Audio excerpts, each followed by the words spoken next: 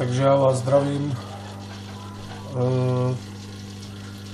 Dneska bych chtěl se vyjádřit vlastně k tomu, co se vlastně stalo v útoku v Paříži vlastně ze dne 13.11.2015. Je to tragédie, taky s tím nejsem zrovna dvakrát spokojený.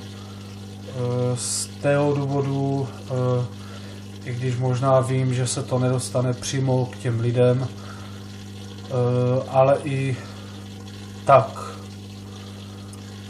upřímnou soustrast vlastně všem těm rodinám, kterým vlastně tam zahynul někdo vlastně z rodiny, že?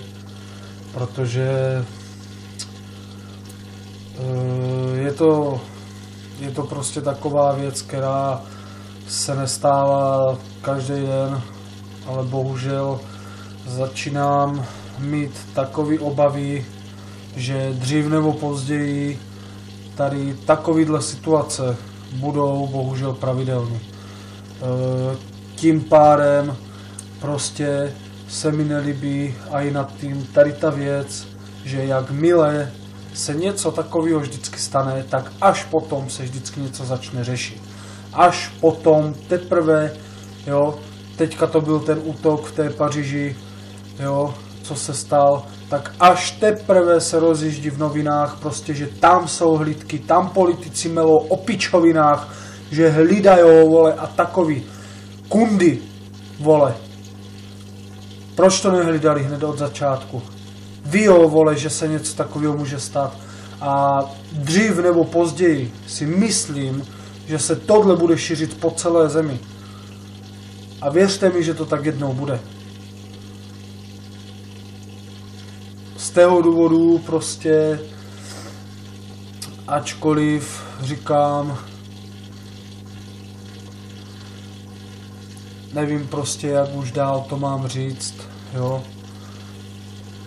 Akorát jediný, co bych ještě chtěl teda ukázat. Zlato, podáš prosím tě svíčku a zapalovač.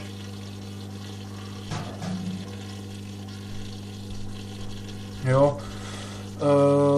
Z tého důvodu prostě chci nějakým způsobem tady to video vyjádřit se k tomu, jo, nebo spíš už jsem se k tomu vyjádřil.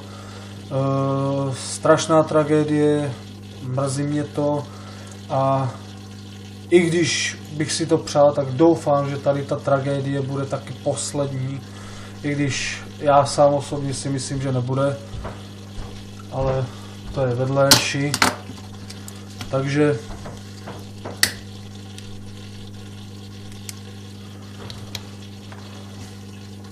tady tu svíčku teďka nechám oficiálně dohořet do konce a je to za všechny ty, co vlastně v Paříži zahynuli.